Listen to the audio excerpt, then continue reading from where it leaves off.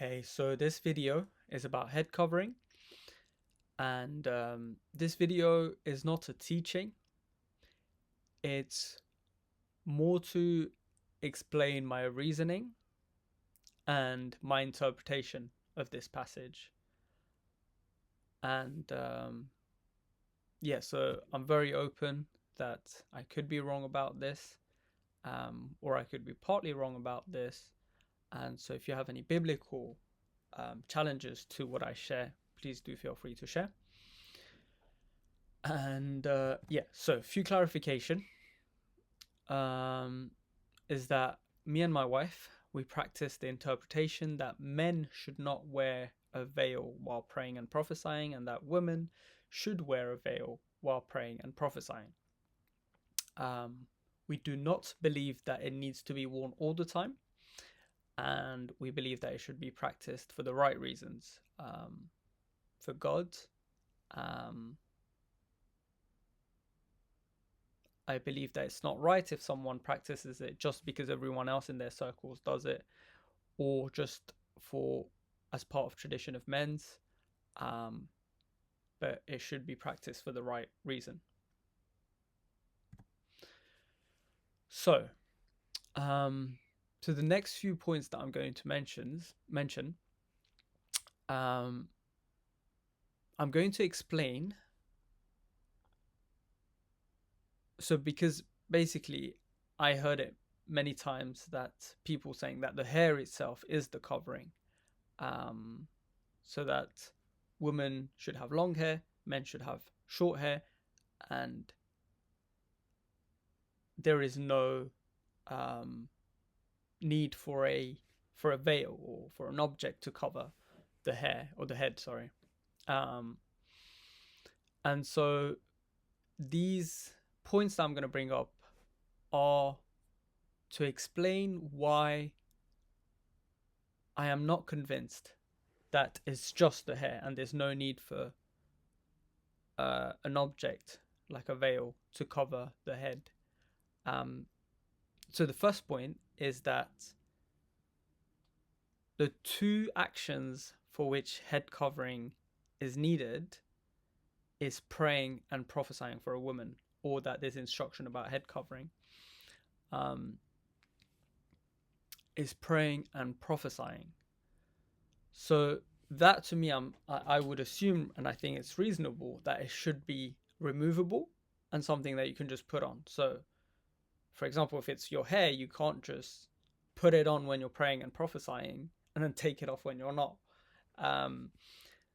Whereas if it's a veil, if it's a veil, an object, you can just put it on when you're praying and prophesying as a woman, and then take it off when you're not praying or prophesying. So that's my first point. And this is one of the point why I'm not convinced that it's just the hair that's the covering. So the second reason is focusing on these two verses. 1 Corinthians chapter 11, verse 6 and 7. So, for if a woman is not covered, let her also be shorn. But if it is shameful for a woman to be shorn or shaved, let her be covered. For a man indeed ought not to cover his head, since he is the image and glory of God, but woman is the glory of man. So, the word covered there, and cover, the covered and covered in verse 6 and cover in 7, I looked up the Koine Greek for the word that's used there. And if you look here, it says to cover wholly, i.e. veil. So, and then if you go down to the helps, well, here as well, in the Strong's Exhaustive Concordance, to cover wholly, i.e. veil, cover, hide. And then you've got the helps word study, properly cover down to make appropriate complete, i.e. to wear a veil. And i.e. normally means that is X, Y, and Z. So that is to wear a veil. So based on the Koine Greek definition of that verb, again, yeah, I found it hard to believe that it's just a hair, basically, because here, if I look at just the Greek, it's, it's supposed to be neutral. Just if I just look at the Koine Greek interpretation, it actually says, i.e., to wear a veil for that word, for that word. So so yeah, so that's one of the points. The other point is basically head covering has a certain consequence, and the hair length as a different consequence. So let's look at 1 Corinthians chapter 11 verse 4. It says, every man praying or prophesying having his head covered dishonors his head. And then in 1 Corinthians chapter 11 verse 14, it says, does not even nature itself teach you that if a man has long hair, it is a dishonor to him? So here we've got verse 4 basically saying, to paraphrase, if the man covers his head while praying or prophesying, he's dishonoring his head. So how I interpret it is that if the man wears a veil while praying or prophesying, then he's actually dishonoring his head. And the verse 3 actually, in context, so verse 3 says, but I want you to know that the head of every man is Christ, the head of woman is man, and the head of Christ is God. So it's describing who the head of each person is. And so in verse 4, basically saying, if a man prays or prophesies, according to my interpretation, having his head covered with a veil, then he dishonors his head, who is Christ. And then in 1 Corinthians chapter 11 verse 14, it says that if a man has long hair, it's a dishonor to himself. It doesn't say to Christ in that sentence, it says to himself. So can you see that there's two different consequences to having his head covered and having long hair? So if basically what I'm trying to say is that if the covering of the head was the hair, then it should have the same consequence. But here I'm seeing two different consequences, and that leads me to think that actually they're two different things. The long hair is different to a man having his head covered. Basically, head covered, my interpretation is that it doesn't mean actually just having long hair. And that's why I see as two things. That the head covering is actually, I see as an object, a veil, to cover the head, rather than just long hair, because of they have both different consequences. Having his head covered while praying, prophesying actually dishonors Christ, his head, whereas verse 14, long hair dishonors himself. Hope that makes sense. So yeah. Now, the other point is the example from nature. So the reason why many people think that the hair itself is the covering is based off of the last part of that passage. However, if I read it in context, I read this. So Paul saying, judge among yourselves.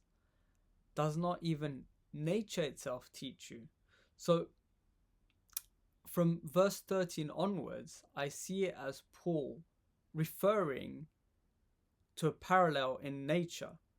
So I'm going to paraphrase my interpretation of this passage. It's like Paul saying, hey, look, men do not wear head covering, i.e. do not wear a veil while praying and prophesying, and women, you should wear a veil while praying and prophesying. Look at even nature. Don't you see that women have long hair, and that's like a covering? That's almost like a picture of this need for covering, because when a woman has long hair, that's how it is in nature. And when a man has long hair, then it's a dishonor to him. So based off of this picture and parallel and example, actually women wear a veil while praying and prophesying, and men, you should not wear a veil while praying and prophesying. So that's how I see it. That's my interpretation of this passage. And again, the fact that in the second part of the passage, he clearly talks about long hair. He clearly mentions long hair explicitly, whereas in the first part, he uses the word head covering consistently. So yeah. Now, with this point, I'll be addressing a different view. So this is more to rebuttal the view that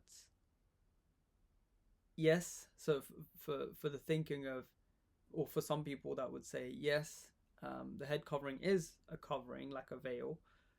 It's not just the hair, but it's not needed anymore because that was needed for that culture. But nowadays we don't need that. People would say a different reason, like women are more, I don't know, or just I can't really remember, so I don't want to misquote it. But yeah, they would say different reasons as to why it's not applicable now. It was just applicable for that culture. They needed it, but we don't need to apply it now. However, nowhere in the passage does it mention culture as the reason. From what I see, actually in 1 Corinthians chapter 11 verse 10, it says, for this reason the woman ought to have, so in italics, a symbol of, so that, sorry, what's in italic is a symbol of, so I think that might not be in the original text, but even if we took that away, so for this reason the woman ought to have authority on her head because of the angel. Ought to have, yeah. So the reason given here by Paul is the angels. He doesn't say culture. He doesn't say because of culture you should do this, but it says because of the angels. And so angels existed then at the time where Paul wrote this letter, and they still exist now. And so I don't find it a biblical reason to say it was relevant then, but it's not relevant now. Especially because it gives the reason, which is angels, which still exists now. So yeah. So the next few points that I'm going to address, they're weaker points than the previous ones. So definitely consider the previous ones more. But I think these are just worth mentioning as part of discussion, to consider, to think about, to seek God about, to test with God, and to even the reason for this video is more to have a discussion, to encourage people to seek God about what is the meaning of this passage. Let's not just take what's just around us and what's normal in our culture, but actually let's see what the Word of God says and what does it actually say, and let's apply what God wants to say through this passage. And so yeah, so the next points are weaker, but worth considering. So yeah. So the other point is that to me it makes more sense that it would be a veil rather than just a head. Because for example, in this verse, 1 Corinthians chapter 11 verse 6, it says, for if a woman is not covered, let her also be shorn. So when I looked it up, I believe it means like your hair really cut very short, like I think maybe almost like mine, maybe, or I'm not too sure exactly what length. But if it is shameful for a woman to be shorn or shaved, let her be covered. If I was to read this verse with covering being just long hair, I struggle to make sense of this verse. But if I see it as actually wearing a veil, I see it making more sense. So yeah, you can read it in context and see for yourself. another thing is practical difficulties. So some women can't actually have long hair biologically because of their ethnicity or their age or other reasons. And so there would be a lot more women that would be limited in being able to follow this practice.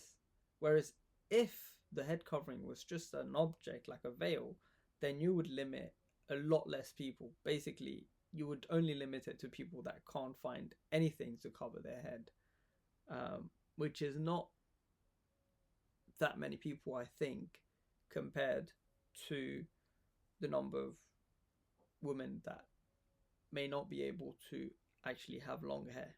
Um, so yeah, so that's another point.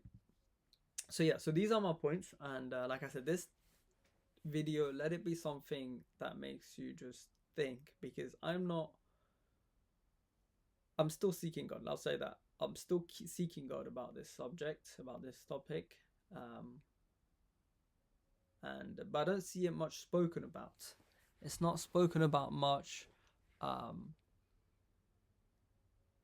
yeah, so it's worth looking into it, seeing what God says, despite what the culture may say, and yeah, God's peace be with you, and